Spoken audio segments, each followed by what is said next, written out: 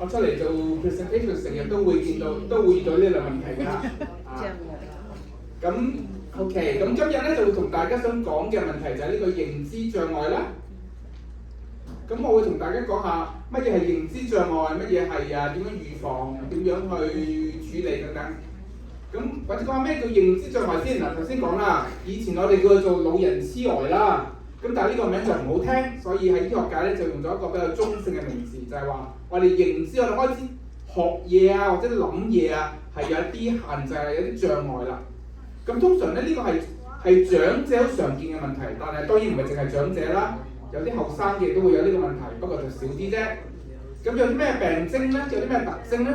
最常見嘅就係話唔記得嘢，記憶力衰退死啦。琴日問你琴日食咗咩飯啊？食飯食咗乜啊？我唔記得啦。甚至話邊個打個電話嚟俾你啊？我唔記得啦咁樣樣。咁你可能係有啲出咗街嘅唔識行路翻屋企。咁我自己嘅親人裏邊咧，亦都有好幾個有呢個問題嘅。搭巴士翻屋企唔記得落車，跟住咧架車兜咗去好遠好遠，成晚喺架車度過夜，第日先翻屋企啊，都試過啦。咁再嚴重啲嘅咧，可能會有精神混亂，會有一啲迷惘咁樣樣。咁點解有呢個問題咧？其實有好多個成因嘅。大家聽得多嘅咧，可能係呢一個叫做 Alzheimer's disease 阿爾茨海默氏病啊。呢個係最常見嘅，唔係最常見，呢個係最出名嘅一種情況，就係話個腦裏邊咧嘅組織咧係有啲變化。因為年紀大咗，我哋都唔知道點解，而家仲未知道點解，但係個腦裏邊咧有啲退化，啲組織退化，咁就令到個問題出現。呢個咧只係其中一個原因，即係唔係唯一嘅原因。雖然咧，如果你睇新聞係咁樣咧，成日就會講呢個問題，但係呢個唔係，其實大部分人開始有認知障礙都唔係因為個腦有呢種問題嘅，而係有其他嘅原因嘅。另外一個原因咧，更加常見令到我哋會有認知障礙嘅，其實係中風。咁中風大家都知係乜啦？就係你個腦裏邊突然間有一部分個血唔夠血去到嗰度，所以啲組織死咗。咁組織死咗咧，就會出現好多嘅後遺症啦。可能係手腳唔得啦，可能講嘢唔得啦。如果睇下你喺邊個位裏邊出事咧，亦都有可能咧，就係你嘅記憶力啊、你嘅認知啊嗰啲唔得啦。另外一個同中風好有關係嘅咧，就係一啲血管病，你高血壓啊或者糖尿病啊咁樣樣，就影響到你個腦嘅正常發展。因為唔夠血去到個腦嗰度啊，於是你見到咧正常個腦咧就係好似粒核桃咁啊，唯有中意話核桃補腦嘅。點解咧？就係核桃咧，如果你剝咗個核桃咧，同切開個腦體咧係差唔多樣嘅。咁啊話以形補形，所以食核桃補腦，咁係唔係咧？其實又有啲道理嘅喎，不過就唔係以形補形，而係核桃裏邊咧呢啲果仁咧有好多好嘅脂肪，呢個 omega 3，所以咧嗰一啲嘅呢一類嘅果仁食得多咧係會補腦嘅，就唔係因為佢形狀。咁你唔食核桃，你食腰果一樣係補腦，或者食開心果嗰啲一樣補腦就唔係因為個形。另外一個原因會出現問題嘅係受傷。如果你俾人打親個頭啊，或者你揸車揸電單車唔戴頭盔，或者打波，或者你跌親，你個腦一受傷，咁當然又係會出現問題啦。仲有就係呢個帕金遜病啊 ，Parkinson's disease 啊 ，Parkinson 大家可能都知道見過嘅，就係啲人行路嘅好慢啊，唔喐啊咁樣樣。咁呢個係另外一種腦嘅病，但係帕金遜病咧亦都可以係引起認知障礙嘅。仲有嘅原因就係有陣時有啲感染，令到你腦膜炎咁樣樣，你好翻之後咧就會出現呢個問題啦。嗱，有兩種腦炎咧係特別會係影響個腦嘅，一種咧就係叫做 West Nile 西尼羅河病毒，另外一種咧就係日本腦炎 Japanese encephalopathy。兩種腦炎咧都係經過蚊嚟到傳播嘅。喺洛杉磯比較好啲啦，因為唔係熱帶地方，係冇咁多蚊，但係都有啦。但係如果你去一啲熱帶地方咧，俾蚊咬到嘅話咧，翻頭先嗰張先，俾蚊咬到嘅話咧，有咗個腦炎咧，咁就可能會影響你有呢個問題㗎啦。咁而家嚟講咧，我哋發覺其實有另外一樣嘢，亦都好可能引起呢個認知障礙。不過咧就未有咁強嘅數據，就係 Covid 呢個非典型肺炎啊，呢個肺炎。Covid 有所謂 Long Covid， 如果你染咗 Covid 之後咧，有好多人就話跟住落嚟好長時間佢哋個腦就會有問題啦。估計係呢啲病毒影響到個腦啊，影響到個腦，所以咧就會引起個腦呢一啲咁嘅記憶力啊咁嘅問題。所以順便提一提大家，就係每年都應該打一次呢啲預防針啊！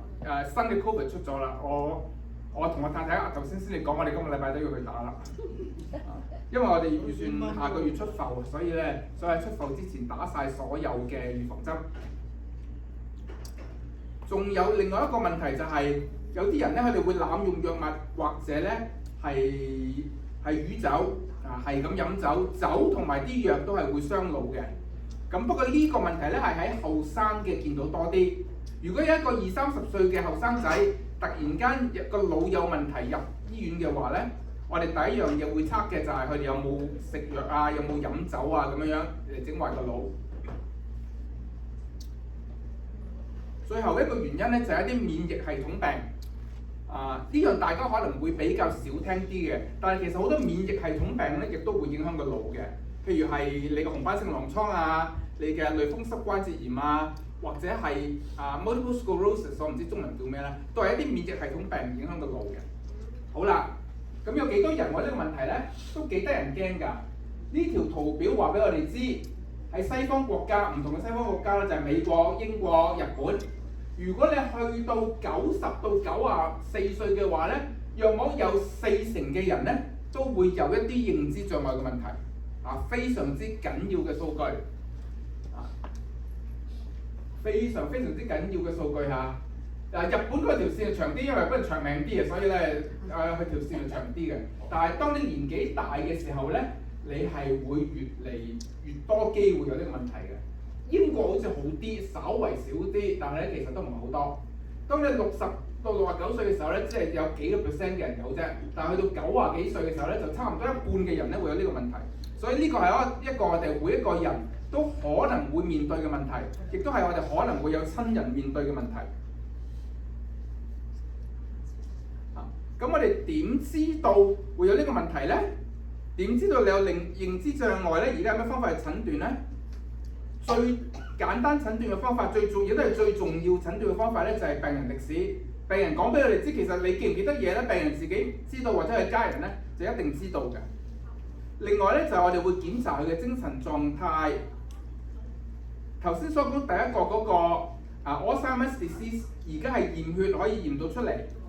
我哋都可以照 MRI 照 PET scan 嗰啲唔同嘅嘢，照下個腦，睇下個腦有冇問題。可能大家如果你睇醫生嘅時候咧，會見過一張咁上下嘅問卷，佢會叫你做一啲問題嘅。呢張問卷有中文版本嘅。就係佢會問你，你知唔知今日係幾多號啊？你知唔知而家邊個係總統啊？你知唔知你喺邊度啊？叫你畫個咁嘅卷仔，然之後佢就會計分，計下分咧就會估計到你到底有冇一啲認知障礙問題。呢個咧係另外一份中文嘅問卷，呢份問卷係本來係英文啦，但係呢個就係香港而家醫管局用緊嘅問卷。好得意嘅咧，比較特別嘅咧就係、呢份問卷咧就係我嘅母校聖路易大學醫學院設計嘅，發明嘅，咁就香港醫管局而家用緊嘅。不過中文改到唔關我事啊，唔係我做嘅。不過係俾大家睇下，就係你睇醫生嘅時候咧，好多時候會俾呢啲唔同嘅問卷你，叫你嚟到答，然之後從呢啲問卷裏邊估計你有冇開始嘅認知障礙。好啦，我哋點樣去治療認知障礙咧？如果你今日嚟到，你乜都唔記得我講嘅，我即係要你記住呢一張表。就係、認知障礙係一樣嘢唔會好返嘅嘢，除非你係急性嘅病。如果唔係嘅話咧，醫同唔醫嘅分別就係你唔醫，你唔處理佢，你就係條紅線，跌得快好多。如果你處理佢咧，你就係條綠線，你慢慢嘅衰退。好重要，好重要。因為好多人我哋有時叫佢食藥或者要做啲咩嘢，係話都冇用嘅，食咗都唔覺得好咗嘅。冇錯，你食藥或者你做其他嘅嘢，你係唔會覺得你好咗嘅。你嘅記憶力唔會，你本來唔記得嘢㗎啦。食咗藥之後咧，突然間可以去考試，考翻香港啲 DSE 啊，或者美國啲唔知乜嘢試啊，SAT 啊嗰啲，唔會令到你變咗天才嘅，唔係一啲叫做聰明丸食咗你就聰明嘅，佢只係減慢你嘅衰退，將你由條紅線變做條綠線。所以你話我食咗，或者我叫我啲親人食咗藥，睇咗醫生都冇好到嘅，係絕對正常嘅反應。只不過係你唔理佢嘅話咧，你就係條紅線跌得好快。你理佢嘅，你就會將你嘅衰退減慢好多好多。所以呢個咧係我哋一定要明白嘅，叫做 expectation management。你要知道你唔好以為而家有啲乜嘢神奇嘅仙丹，食咗之後咧即刻就返老還童。我哋仲未有啲咁嘅藥，只係可以減慢你嘅衰退。但係如果你係慢慢咁平住過嘅，咁咪唔緊要咯。你跟住嘅去到可能係90幾100歲，突然間先至走，咁冇問題啊。上次同大家講過呢個 issue 啦，我哋希望嘅就係我哋可以好健康嘅保持住生活質素，直至到嗰日嚟到，我哋要走就走啦。所以你乜嘢今日唔記得都唔緊要，你即係記得呢樣嘢。你唔好有一個錯誤嘅期待，以為我睇完醫生食咗藥都冇好到嘅，冇改善嘅。另外咧就係除咗咁頭先嗰個就係原則啦，跟住落嚟咧有啲咩特別嘅治療方法咧？如果係 Alzheimer's disease， 而家係有一啲藥最近呢2年咧係有2隻新藥咧係批准咗嘅，但係嗰啲藥係極貴嘅，係講緊成10萬蚊1年。不過如果你有保險都唔緊要，保險會照俾啦。你有 Medicare 嘅話，但係個問題係佢只係對用咗1/4嘅病人有效嘅啫。咁你未試過你就唔知嘅。咁而家咧有呢啲情況咧，咁就唔係咁容易攞到啲藥嘅，因為咁貴啦。咁但係咧你可以試嘅話，亦都不妨可以試下。另外其他嘅原因，譬如係高血壓啊、糖尿病啊嗰啲，你要做嘅咧就係處理你嗰啲問題，等你個腦唔好再退化。你血壓唔再高啦，控制得好啦，你就唔會再退化。你啲血糖控制得好啦，你又唔會再退化。中風又係。如果你已經試過1次中風有少少病徵啦，你要預防嘅係以後再中風因為你第1次中風中完之後，你個腦咧係傷咗㗎啦，你係唔好俾佢再傷落去，所以咧就要預防以後再中風仲有就係你有其他嘅病徵咧，你就會用第二啲藥物去處理啦。譬如你係成日都會有啲人咧中風之後會成日打思噎嘅，咁你可能用嗰啲藥啦或者你啲肌肉係收緊咗嘅，你又用係啦。咁除咗藥物之外咧，其實更加有效嘅治療方法就係一啲非藥物嘅治療，譬如係一啲小組活動叫回憶治療，就係不斷嘅俾相去睇，同佢講翻佢以前啲嘢，同你嘅阿嫲同你嘅爸爸媽媽講翻想當年以前係點樣樣嘅，俾翻啲相去睇，俾翻啲錄影帶去睇，係將佢嘅回憶咧係攞翻你上嚟。同埋同佢講翻佢生命嘅故事係咩嘢，到底佢哋以前點樣樣係將佢嘅回憶咧係帶翻嚟。咁呢一啲咁嘅非藥物治療咧，其實比藥物治療係更加有效嘅。但係好可惜嘅係，而家冇一種治療方法咧係完全有效。頭先我已經強調過㗎啦，我哋可以做到嘅係減低你嘅衰退。減慢你退化嘅速度，而唔係可以令到你係翻轉頭。咁所以咧，大家喺呢個，如果你有家人嘅話，你有呢個期待係好重要嘅。好啦，如果咁講你話咁咪冇得醫，咁點啊？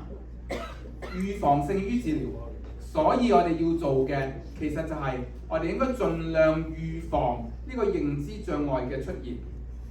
咁好可惜嘅咧，就係呢個 Alzheimer's disease 咧，呢個腦組織變化咧，而家就未有特別嘅方法去預防嘅。但係咧，唔係所有認知障礙都係由 Alzheimer 引起嘅。咁所以咧 ，Alzheimer 冇得預防，但係唔代表其他嘅嘢我哋冇得預防。我哋要預防嘅就係其餘嘅可能出現病嘅情況。第一樣嘢簡單嘅。不過講就易，做就唔係咁易嘅，就係、你預防你嘅血管病。呢、個血管病就係高血壓同埋血糖同埋高膽固醇血脂。呢啲咧係我哋預防到嘅嘢。點樣預防咧？大家都應該耳熟能詳㗎啦。飲食、運動、減肥，呢啲就係預防中風、預防血壓高、預防血脂高嘅方法。另外頭先講過啦，如果你撞親嘅腦嘅話，咁你又會有問題啦。咁我哋要預防受傷啦。咁用啲乜嘢方法咧？如果你揸電單車嘅，你又戴住頭盔啦，唔好撞親個頭啦。頭先講話蚊，你嗰啲傳染病嘅，咁你係用防蚊用預防俾蚊咬到嘅嘢啦。你而家打預防針啦。更加重要嘅係你要預防你跌倒，因為你一跌個頭咧你就唔掂㗎啦嚇。咁所以運動咧係預防跌倒嘅方法。頭先見到大家做運動啦，咁我係有啲嘢講嘅嚇。而家有啲研究報告，我唔係話頭先大家做嗰啲嘢係唔好嚇，唔係話嗰啲運動唔好，但係咧，如果你要預防呢個跌倒咧，嗰啲咁嘅運動係冇乜用嘅。我唔知有啲研究點嚟嘅，但係有哈佛醫學院研究報告話乜嘢運動係最好咧？要預防跌倒嚟講，太極或者係功夫。點解太極特別好？因為太極係軟啲嘅、柔啲嘅。而如果你打其他話，其他嘅功夫都 OK 嘅，但係其他功夫可能唔適合長者去打啦。但係太極係預防跌倒最好嘅方法。另外一個就係跳舞。好多人可能笑中國啲大媽喺度跳廣場舞啊，其實咧呢樣嘢係幾好㗎，因為跳舞係好可以幫到你平衡嘅。你坐喺度喐手喐腳冇用㗎，你學唔到你嘅平衡㗎。你平衡得唔好㗎。跳舞因為你要轉，你要咁扭咁，所以你嘅平衡好好。太極又係啦。另外詠春都係㗎，詠春因為佢嗰啲黐手嗰啲咧，佢嘅手要好快嘅，所以你亦都係喺平衡方面係幾好㗎。詠春因為係好細嘅地方係活動啦，所以喺平衡方面係幾好㗎。所以咧，如果大家有機會嘅話咧，打下太極或者跳下廣場舞。咁就另外嘅就係你要預防跌倒嘅，喺屋企裏邊有好多嘢可以做啦嚇。你用啲譬如你嘅洗手間，你又整一啲安全嘅叫 grab bar 啦，等你捉住佢唔好跣親啦。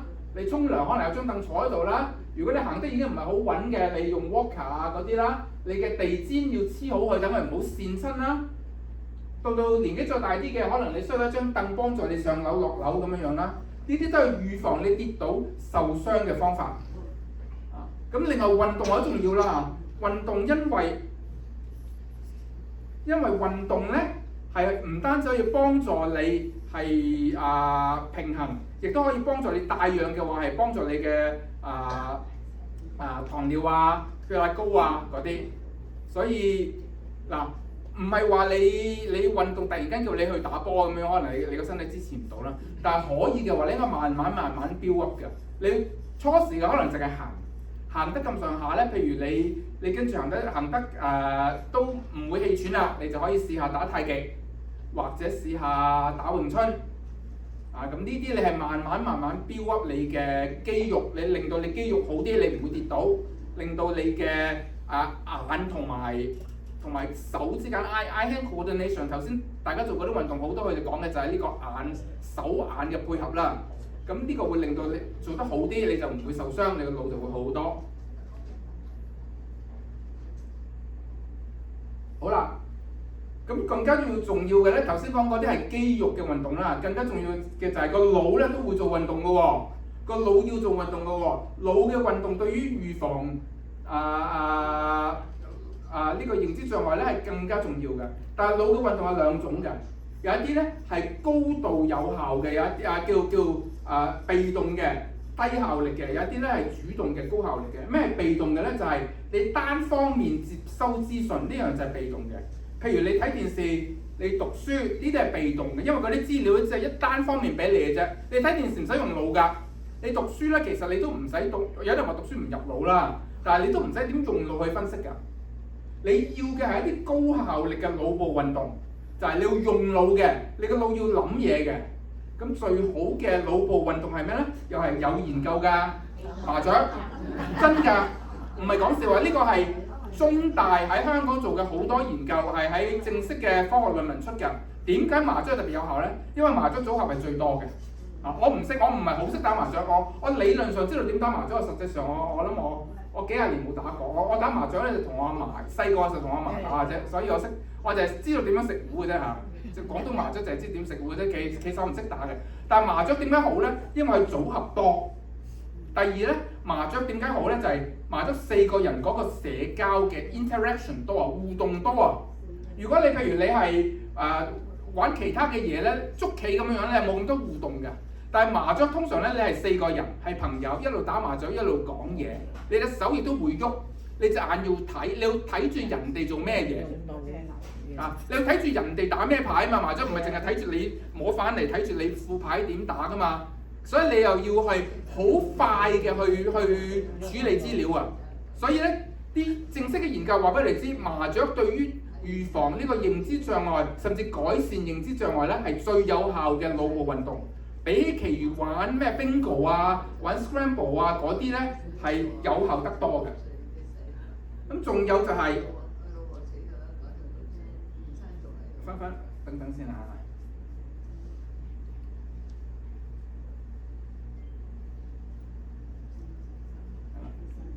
咁另外咧，啲串字嘅遊戲咧，嗰啲都 OK 嘅。所以我諗華人比較少玩嗰啲啦。我諗麻雀就大家最有興趣啦。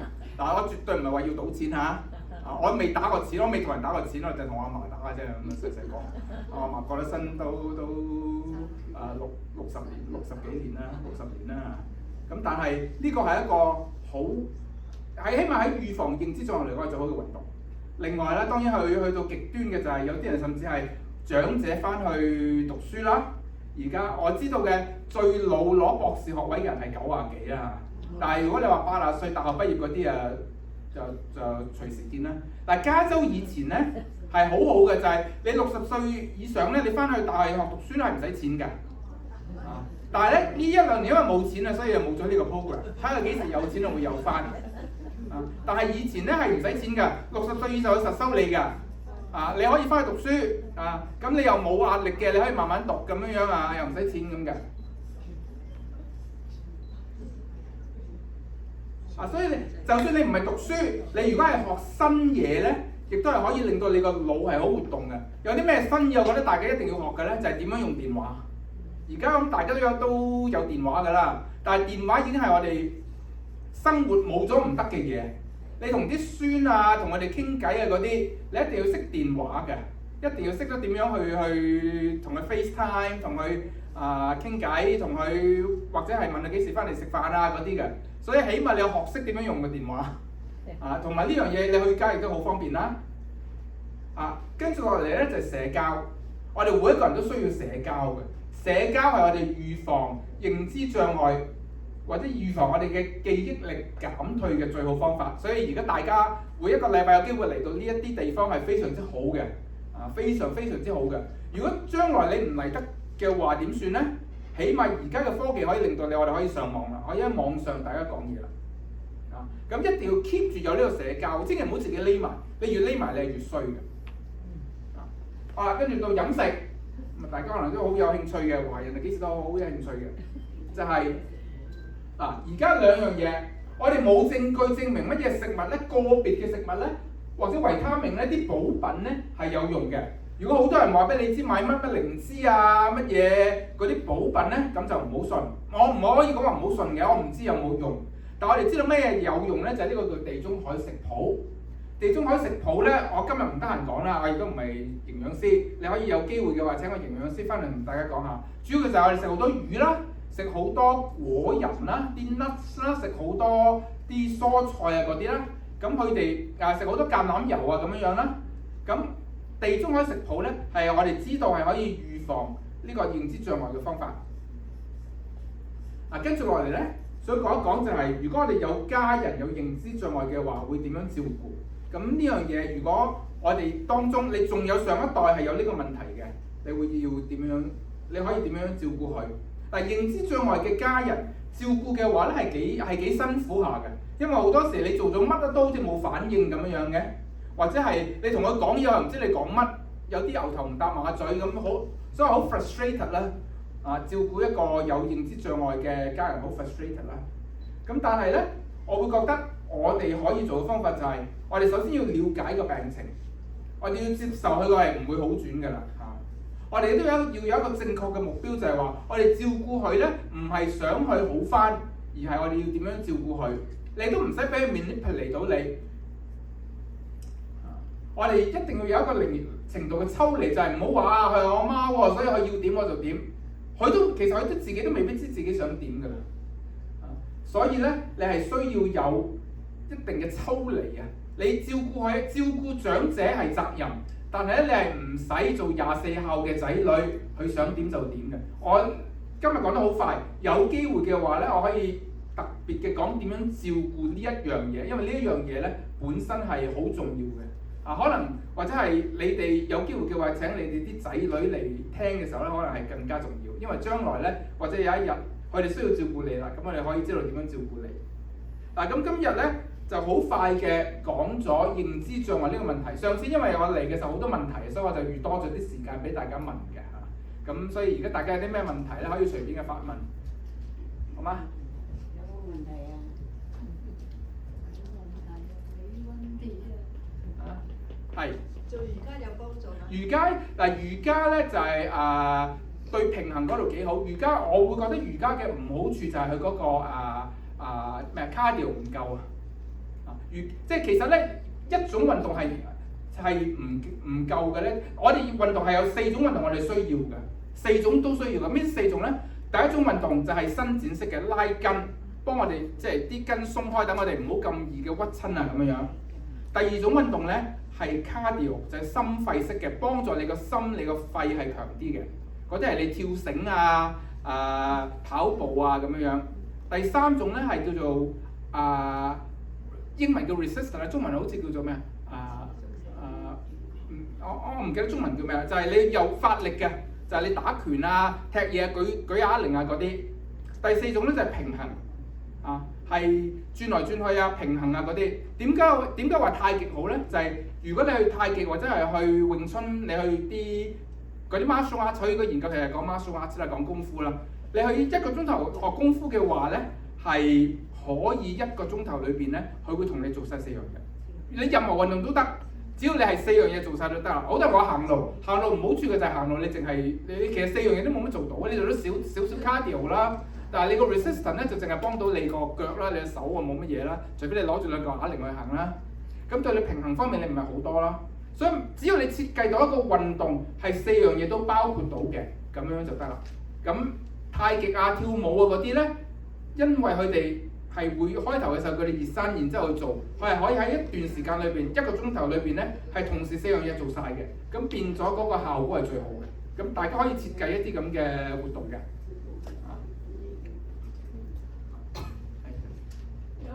平時我哋食嘢咧，食錯嘢就增加我哋食錯嘢有啲咩唔健康嘅嘢咧？唔健康嘅就係增加你血壓血糖嗰啲嘢啦。而家講好唔健康嘅係你嗰啲 trans fat 啦另外即係嗰啲人造油人造牛油嗰啲啦。另外高脂肪、高膽固醇嗰啲啦，高糖嗰啲啦。咁全部都係影響血管嘅，佢影響血管就影響你個腦㗎啦。你頭先講咧，可以有個驗血有驗嘅驗血淨係驗 Alzheimer 啫喎。糖尿嗰啲就不嬲都有啲驗㗎啦。但係 Alzheimer 呢一個 Alzheimer 咧係特別嘅，係因為個腦裏邊有啲好特別嘅蛋白質咧，係影響咗啲神經嘅。以前係驗唔到嘅，以前咧係要你過咗身，佢喺你個腦裏邊抽啲組織先驗到嘅。而家咧就有辦法驗到你個腦裏邊有冇呢一種蛋白質啦，係驗血嘅。咁如果你有呢個病徵啦，醫生咧就會可能會同你驗到係咪呢個問題。如果係嘅話咧，嗰啲好貴嘅新藥咧係有1/4嘅機會有效，但係1/4啫。咁即係都會驗嘅，驗血就簡單啦係驗咗之後食唔食嗰隻萬幾蚊1個月嘅藥啫，同埋呢隻藥副作用都幾大嘅。錢唔關使錢保險啫，但係呢隻藥都副作用幾大嘅，所以呢個係一個比較上而家仲係好新嘅，呢隻又出咗1年到啫嘛，所以仲係好新嘅。我諗唔係太多醫生係俾出嚟治嘅。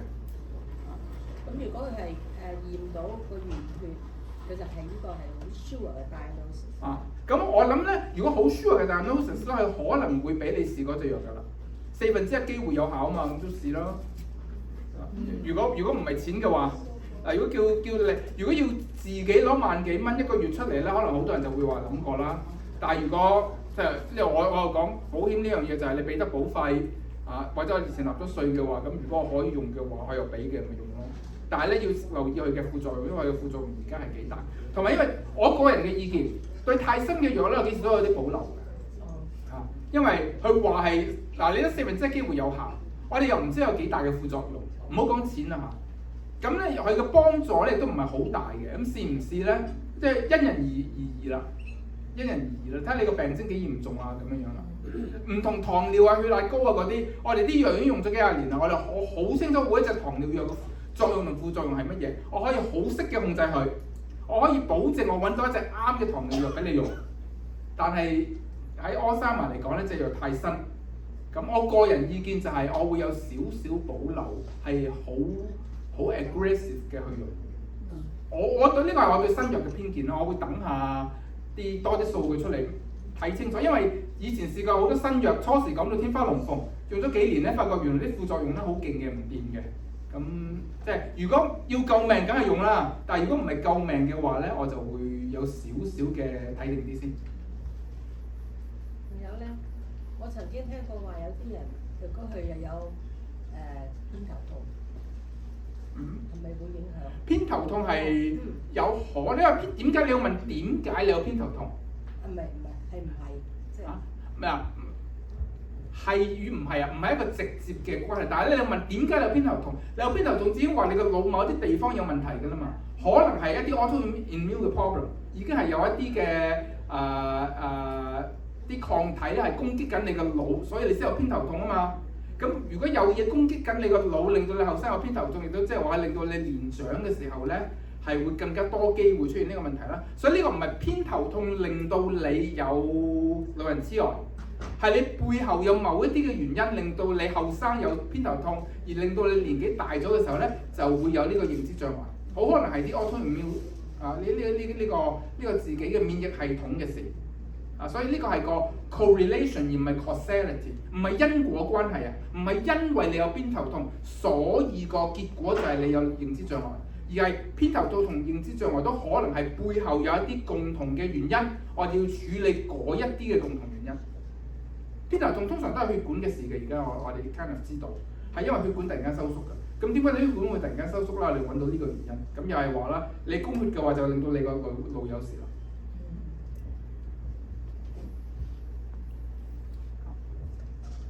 咁大家有啲乜嘢問題可以隨便問下，或者就算同呢個認知障礙冇關嘅，你想問一啲健康嘅嘢都可以問㗎。或者上次我講過啲durable power of attorney 嗰類嘢咧，你如果記得我上次講過咩有問題都可以問下。係。有冇遺傳嘅傾向咧？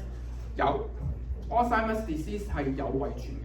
但係咧，認知障礙更加容易有遺傳嘅咧，就係你啲 autoimmune disease 血壓高啊、糖尿病啊嗰啲，通通都係會有遺傳嘅傾向，所以咧係通常嚟講咧係遺傳嘅意思就唔係話你父母有你就一定有嗰隻，而係會大大增加你嘅機會。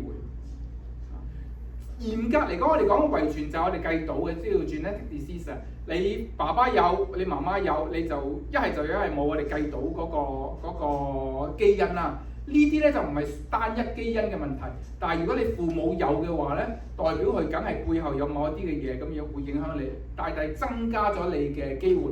咁你要做嘅係咩咧？如果你父母有嘅就係更加做好你頭先我所講預防嗰啲啦，你嘅運動打你嘅預防針啊、食嘢嗰啲啦，希望減低個風險。一個講法好容易明嘅就係你老豆有錢，你係咪一定有錢咧？或者你老豆窮，你係咪一定窮咧？唔係啊嘛。但係如果你父母係窮嘅，咁你要更加努力啦。你要更加努力嘅先至可以唔窮啦。但係如果你父母有錢嘅，你又要小心唔好啊做咗富二代咁樣啊，敗家仔敗晒啦。但係如果你父母係有錢嘅，你有錢嘅機會係大咗；你父母係窮嘅，你窮嘅機會係大。不過唔係話你唔可以逆轉。係。係。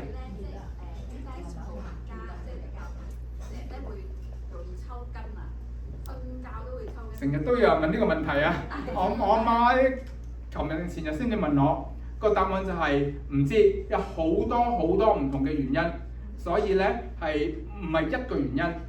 我哋只係要做嘅咧就係睇下你有冇啲電解質不平衡嗰啲啦，或者係神經受損啦因為抽筋係神經嘅問題啊，同埋係啲肌肉突然間扯住，咁呢個係受電解質影響嘅。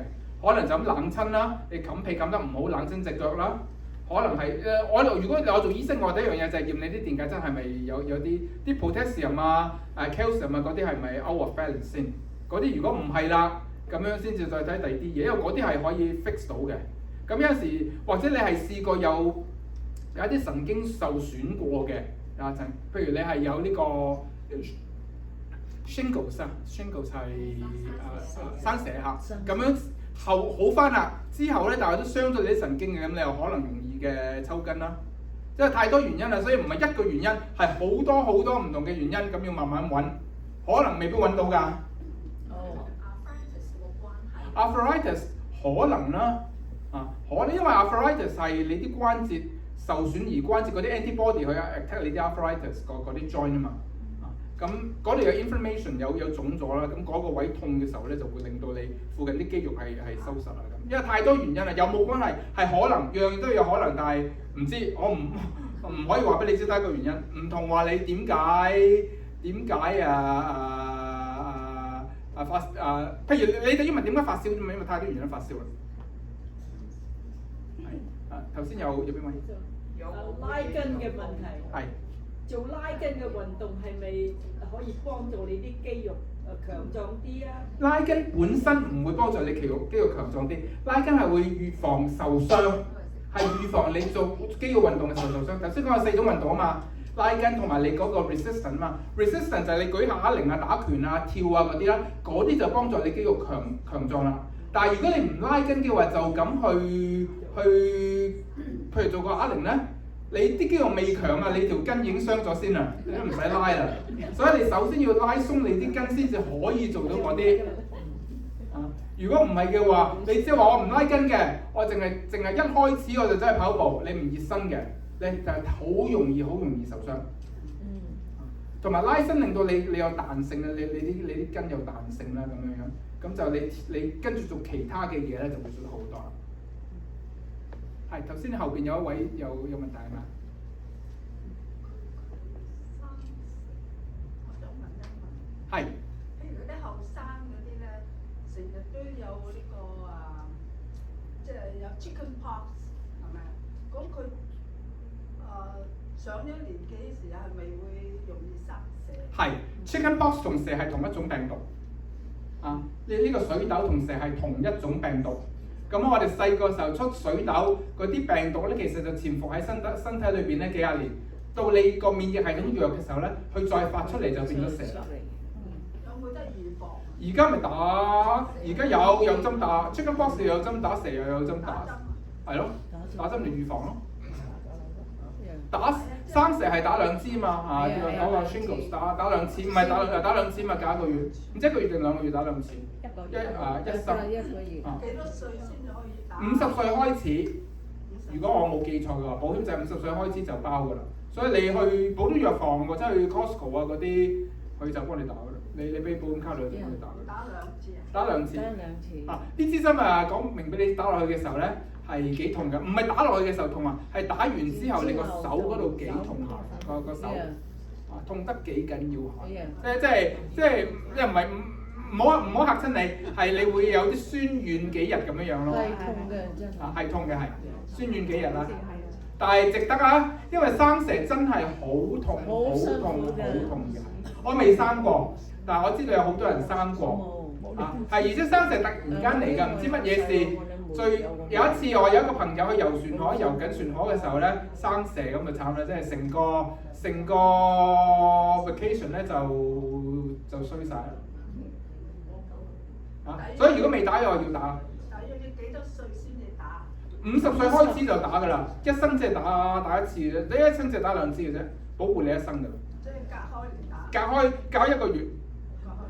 所以如果你未打嘅咧，你去是但一間藥房啊、Costco 啊嗰啲，咁你俾你嘅 Medicare card 佢會撳到知道你打咗未嘅，你未打咁咪同你打㗎啦。係免費嘅。免費嘅人。如果你未夠50歲咧，就要睇下你有冇其他身體嘅問題。你有啲人有免疫系統病啊、有癌症啊嗰啲都俾你打嘅。如果唔係咧，支針就100幾蚊嘅。不過50歲咁即係好少人咁後生要打啦，所以都係免費嘅。除非你唔係美國。你唔係美國嘅居民，你冇 Medicare 或者冇 Medicare 或者冇其他保險。如果唔係50歲你哋未生過10年前冇關係， 10年前打冇關係。唔使打。未生過先更加要打，因為你如果未生過，你接觸嗰啲 chickenpox 咧，唔止生蛇啊，隨時冇命啊！喺 chickenpox 對長者嚟講，對成人嚟講咧係非常之嚴重㗎。細路仔可以承受 chickenpox 冇乜大事，大部分嘅細路仔生 chickenpox 咧都係發兩日燒咁就冇事㗎啦。如果你係年紀大咗咧，過咗10零歲、20歲度咧，嗰陣時你先有 chickenpox 咧係可以致命嘅。如果你年紀再大啲，你以前未出過水痘，而家你先有 chickenpox 咧，唔止生蛇咁慘添啊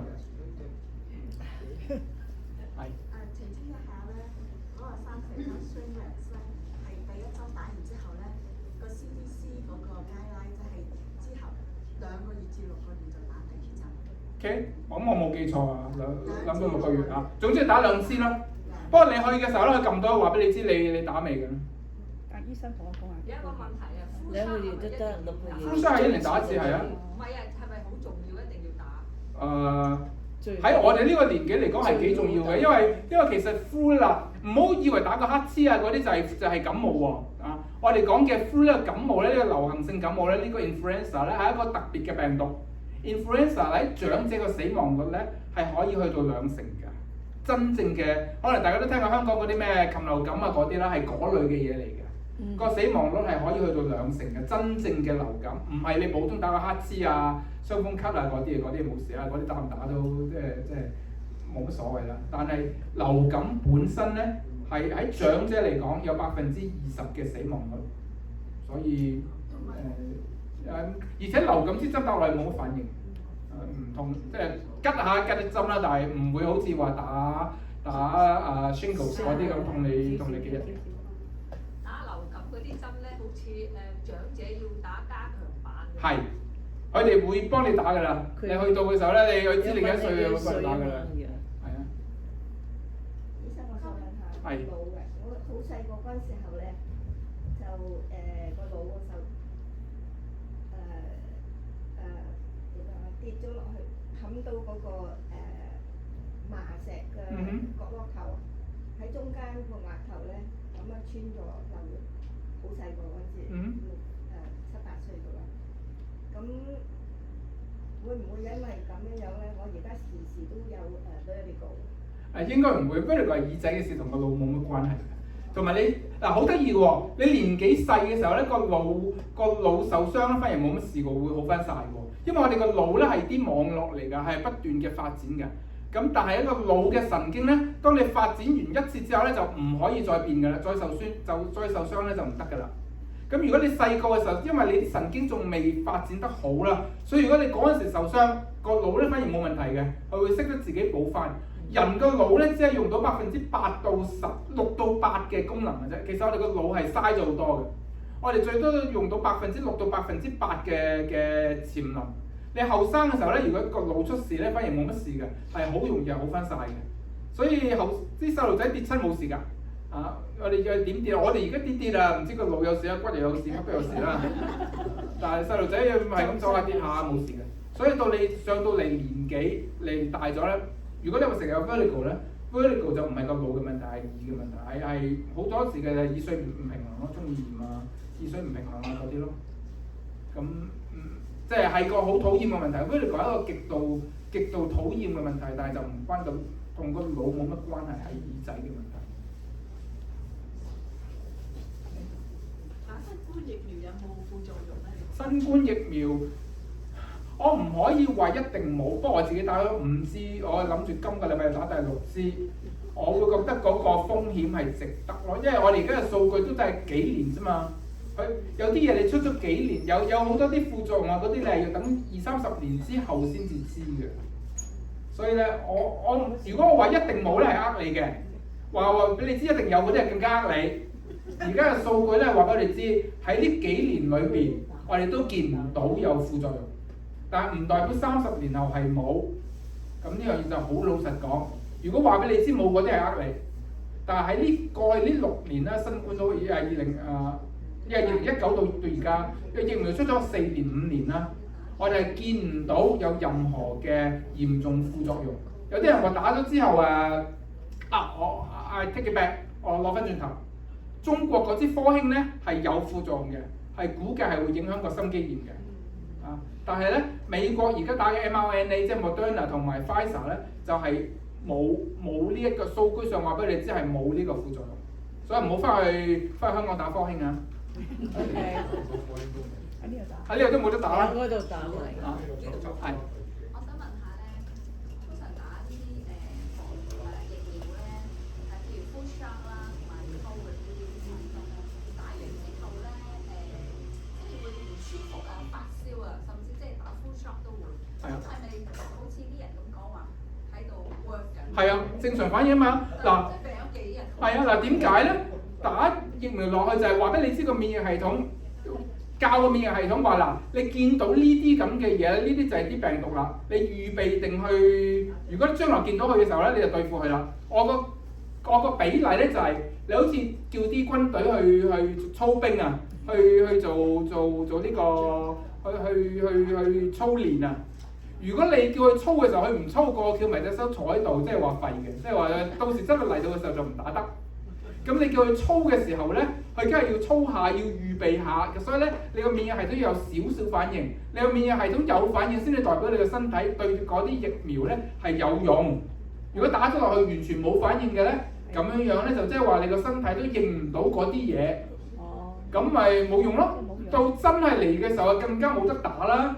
你操兵，你啲警察啊、軍隊啊嗰啲平時都要練住噶嘛，練嘅時候即係你做運動都係咧，梗係要練到氣長氣喘啊、攰啊咁先有用㗎。如果你打完波或者你做完運動完全冇事嘅，即係等於你冇做。所以打完針有少少反應咧，係絕對正常嘅，係好事，恭喜你，你個免疫系統仲係有效。咁啊當然啦，每一隻藥嗰個反應唔同啦，好似頭先講嘅 Shingles 嗰個反應係好大啦。生蛇嗰支針 flu shot 冇乜反應啦。另外有反應嘅係COVID 都有啲反應，咁就嗰個白喉嗰支就反應大啦。DTP 白喉破傷風嗰支就反應大啲啦。麻疹啊嗰啲就反應細啲啦。所以每一隻針係唔同啦，但係有少少反應係好事。流感咧，而家全世界都有啦。香港已經係傳得好緊要，咁呢度亦都傳得好緊要。佢哋用嗰啲針啊嗰啲咁嘅係咪一樣？唔係㗎，因為流感係跟住個地球啲流感菌係跟住個地球咁一路嘅由佢應該係用個 westerly wind， 所以係由香港嗰邊吹過嚟㗎。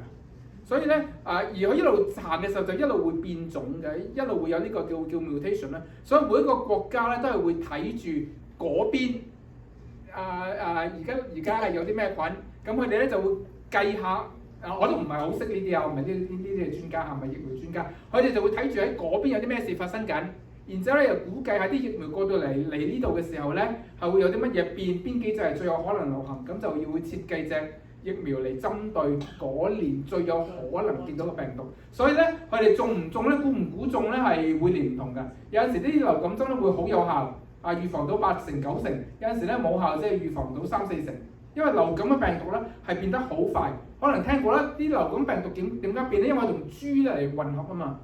啲雀啊同埋啲動物啊，咁啲流感病毒去咗嗰啲地方，去嗰啲叫宿主啦，啲 host 啦，去到嗰度咧就會洗牌，我聽過呢個 term 啦，係話洗牌，啲病毒洗牌咁出咗嚟一隻新嘅，咁我哋就一路咁估㗎啦。咁因為地球係咁轉㗎，啲病毒係由東唔知東西啦，總之就係向呢邊行啦，即係由美國西岸向東岸一路咁走過去啦。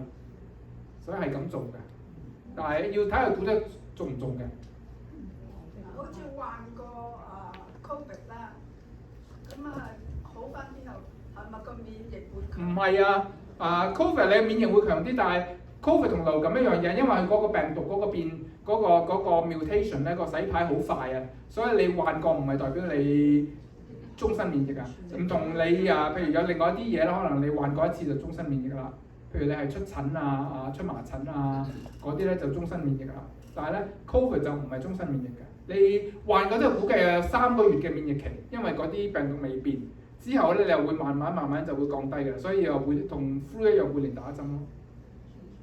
講開打呢個 Covid 同埋 flu shot 啦，都係呢個時候打啦。咁有啲藥房咧就會叫你一次過打2針。我咧個人嚟講，我就唔中意一次過打2針，我就中意分開隔2個禮拜打嘅。不過呢個係個人嘅 preference。點解咧？就係萬一打咗落去有咩副作用嘅話，我都知道係邊支令到有個副作用。如果你同時打2支咧，你就唔知道到底可能有時係邊支出事。咁咧咁個唔好處就係即係你花多啲時間咯，但係好處就係我可以知道，你都係吉2針㗎啦，打2針都唔係。如果可以將啲藥撈埋一齊打落去嘅咧，我吉少1針咁又另外考慮啊。但係而家橫掂都係要吉2針啦，我不如分兩次吉咯。即係如果佢混合針咁1針打落去咁混合咗咁打少針啊嘛，咁又唔同啦。而家你去啦，會叫你左手打1針，右手打1針啊嘛，我就話等2個禮拜後我翻嚟再打埋嗰針。呢個我個人意見啫，有啲藥劑師或者有啲醫生就話唔係，因為你咁咧可能啲人就或者未必記得打啦，所以一次過打晒佢。即係好似細路仔咁咧，你細路仔去睇醫生，我一次過同佢打5、6針嘅而家。最慘啦！咁呢個 Alzheimer 同埋呢個 dementia 係咪一樣咧 ？dementia 係一個 generic terms 即係呢個所謂老人痴呆啦，或者呢個認知障礙就係 dementia。Alzheimer 係 dementia 嘅其中一種，其中一個原因。咁佢影響咗之後咧，係咪永遠都醫唔好㗎啦？嗱 Alzheimer 而家 dementia 基本上係我哋唔可以令到佢逆轉，我哋只係可以減慢佢嘅衰退。即使 Alzheimer 都係，我哋只係可以減慢個衰退。係咪唔好咧？咁唔可以話唔好嘅，減慢個衰退咯，令到你唔好再差落去，咁已經係好咗。即係冇得醫咯。唔係冇得醫。嗱，你要搞清楚個定義係咩係醫先好多其實我哋而家面對大部分嘅病都係冇得醫㗎啦。你嘅血壓高糖尿病膽固醇嗰啲都係冇得醫，心臟病好多都係冇得醫嘅，因為佢唔可以令到你翻轉頭㗎。唔同你跌跛隻腳打石膏，你隻腳駁翻，或者係你肺炎俾啲抗生素你完全好翻，嗰啲叫 acute illness 係啲突發性嘅病。我哋好多時個錯誤印象就係我哋細個咧，咁你發燒睇醫生好翻冇事啦最多你話最嚴重啲嘅盲腸炎割咗佢冇事啦，跌跛隻腳好翻冇事啦，就係話你有個病跌低跟住走翻上去。而家我哋面對大部分嘅病咧，絕大部分嘅病都唔係咁㗎啦，都係啲叫 chronic disease， 就係你可以話樣樣都冇得醫㗎，因為佢唔會令到你好翻㗎。我哋只係保障住我哋個身體功能，減慢個衰退咁係你唔會令到你個血壓高糖尿嗰啲消失。而家開始講緊話有試下有冇方法令到你糖尿消失令到你血壓高消失嗰啲，但係即係喺未來嘅幾年都未去到嗰度啦。所以呢個係一個心態上好重要嘅改變頭先我講嗰個 term expectation management， 我哋要期待住自己係點樣唔好期待你係會翻去20歲嘅時候譬如啲關節炎嗰啲啦，我每一日我個腳都痛嘅，我兩個 hip 都痛嘅。我以前咧我個膝頭哥我隻手我兩個膊頭嗰啲係痛咪點咪痛就痛咯。我冇辦法令到我啲關節再好翻。你可以食止痛藥，但係食止痛藥嘅時候就唔痛，或者捽啲藥膏咁唔痛。但係你唔可以令到我關節咧去翻我20歲嘅時候。譬如俾大家睇一樣嘢，我隻手咧而家真係可以咁嘅啫。上唔到膊頭嘅，以前咧你可能叫啲細路仔試下，你手可以著擺上到膊頭㗎。咁樣樣。呢個我哋做檢查嘅時候好容易睇，好容易做嘅嘢。因為我關節已經衰退啦嘛，關節衰退咗啦，咁你衰退咗就衰退咗㗎啦。我以前學功夫，我沙棘可以踢到上頭頂嘅嚇，一腳咁啊，好似李小龍，冇李小龍咁勁，但係起碼踢到咁高啦。而家我踢咁高都踢唔到啊！咁你話好唔好得翻啊？冇㗎啦。我諗我唔知我做個 joint replacement 做完，如果我做個 joint replacement 做完之後，仲可唔可以踢翻咁高啦？我諗都唔得㗎啦。如果你用 Aratus 嘅方式嚟做咧，除咗食療之外，或者做 exercise 啊、翻嗰啲有冇幫助？嗰啲係有幫助，可以減低，令到你舒緩性咯，但係唔會令到你逆轉。記住我成日強調嘅係逆轉，嗰啲可以係保存住你嘅功能，但係唔會令到你嘅情況逆轉。做手術或者會。手術或者可以，譬如關節啊嗰啲可能會逆轉到，但係咧我個人嚟講咧，我就覺得呢個係因為你得一次機會咧做手術，你做衰咗就做衰咗㗎啦，所以就即係要留翻，即係好似我話你支槍得一粒子彈，你留翻最後先打咯。不過又另外講開做手術係另外一個講法，就係呢個係一個比較難平衡嘅嘢。一方面你話你得一次機會你要做啱佢，另一方面又係話要做就趁後生做。唔好等到你個身體其餘功能已經差晒嘅時候先至做。譬如你話你隻腳，有人話做 hip replacement、knee replacement 嗰啲，咁咧我以前啲病人咧成日就係話你嗰啲關節好差啦，你要去考慮做手術。我唔而家唔做字，等我最差啲先做啦咁。個 dilemma 就係咁啊！你可能而家60零70歲，你身體其他功能好好，你做咗手術你仲有得享受下。如果你等咗10年，你隻腳又再差落去，你係完全唔行得啦。嗰時你想做手術，但係你個心啊、你個腎啊又頂唔順，你做手術啦。所以呢個係一個比較上難平衡嘅嘢。每一個人嘅情況唔同啊，要點考慮咧？咁要慢慢要同你醫生同你家人嚟傾清楚啦。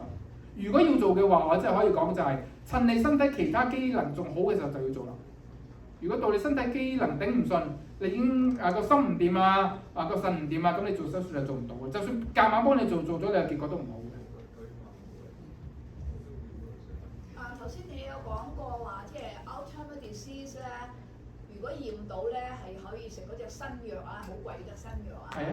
但係如果你又講話，即係因為係新藥啦，個功效未必係，只係1/4。1/4嘅人係會有好轉，其餘3/4嘅人咧食咗落去就冇乜反應。OK， 咁如果我唔食藥嘅時候，仲有冇其他？有另外仲有啲藥嘅，仲有另外一啲藥食嘅，係亦都係有少少功效，但係唔係好明顯。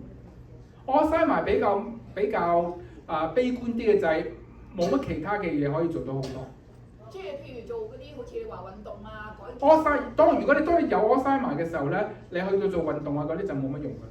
你嗰啲運動係預防你出我篩埋，預防你或者其他嘅嘢。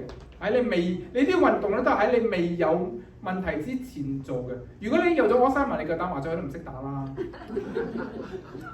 所以係你未有 Alzheimer 嘅時候，你就打多啲麻雀啦，或者唔打麻雀嘅捉棋啊，捉棋都 OK 啦，雖然冇咁好啊。我覺得麻雀係好嘅，因為你隻手要喐啦，你有啲 eye-hand coordination 啦，你有嗰個社交嘅層面啦，你個腦嗰個 processing 要好緊要啦，咁所以我覺得係一個好嘅腦部運動啦。想問下，如果腦部運動係點樣可以令到個腦咧係即係精靈啲嘅？都話啦，你嗰樣嘢係要你要主動嘅去處理資料咯，即係計數咯，你要計數咯，而唔係淨係讀書或者睇電視。你聽我講嘢咁啦，你可能淨係聽嘅啫嘛。你個腦要處理嘅嘢唔多，你即係接收單方面嘅單向嘅接收。你要做一啲嘢係雙向嘅，譬如你玩串字嗰啲啦，你要諗噶嘛。你玩啲數字遊戲嗰啲喺度諗噶嘛。咁麻雀係個數字遊戲啦，捉棋唔係數字，但係捉棋都係一個用腦嘅遊戲啦。所以係要用腦嘅遊戲，係你要諗嘢嘅，有個 problem solving 嘅解決問題嘅情況，咁就對個腦雙向嘅，你做咗啲嘢咧係出翻去嘅。咁如果係大家鬧下交係咪？即係唔係得好咧？如果你有本事鬧到交嘅，咁即係證明你冇老人痴呆咯。呢個係我講社交嗰度啦 ，interaction 啦。你特登上網係啊，而家你又講緊社交嗰度啦。你上網去啲，譬如去 Facebook 咁同人傾下偈啊，傾下鬧下交啊咁，你要駁人幾難㗎？係啊，你如果要同人 argue 咧辯論咧，你要諗清楚點駁佢咧，係用腦㗎。你有本事駁得掂人咧，就即係話你個智力仲好好咯。你諗下點樣駁人咁？係啊。係。其實咧，你話係預早啲治療就好啲啦，嗰陣時。但係喺嗰個 stage，你幾時先知道要去做我頭先所講嗰個 mini mental 嗰啲測試啦嚇，嗰度係頭先我睇攞份個嘢出嚟，冇咗添，有。呢一個咁嘅測試，呢個係最常用嘅一個咁嘅測試啦。呢度30分，通常嚟講咧，我哋就係話23分啊，22分以下咧，就代表你開始有問題啦。最高就30分。咁如果你話幾時治療咧，就係你喺25啊26分度開嘅時候咧，就開始即係做多啲嗰啲嘢。呢個嘢你可以上網揾到嘅 mini mental scale， 或者我會留低個 PowerPoint喺度，大家都可以睇放大嚟睇。我問你啲問題，你今日你今日係邊日啊？今年係幾多啊？星期幾啊？你而家喺邊個州啊？邊個省啊？我要你計啲數啦嚇，叫你講句嘢咧，叫你畫個圖啊咁樣。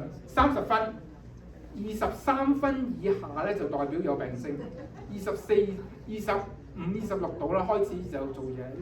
如果一個正式即係真係健康嘅人，應該係攞足30分嘅。另外一個就係呢個啦。咁我哋可以印呢個嘢出嚟，自己各自測。得，你可以。印佢出嚟又可以測下。變開位醫生啊！呢啲係公開資料嚟㗎，你上網隨時揾到。你話正常係應該幾多分啊？正常係，如果你係完全正常係30，但係去到23或者22、23咁上下咧，就開始有病徵啦。佢啲好嚴重嘅咧係低過10嘅。咁有啲簡單，有啲容易嘅，問你今日係幾多號啊？你而家喺邊度啊？嗰啲就即係簡單啲，有啲係難啲嘅，叫你由100減7咁樣，100減7，跟住要你再減落去嗰啲就難啲啦。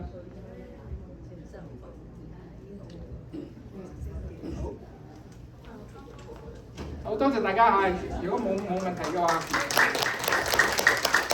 歡迎好新啊！俾咁多嘅知識熟悉我哋，咁我諗咧將來會多啲嚟講，好多嘢需要我哋要明白啊！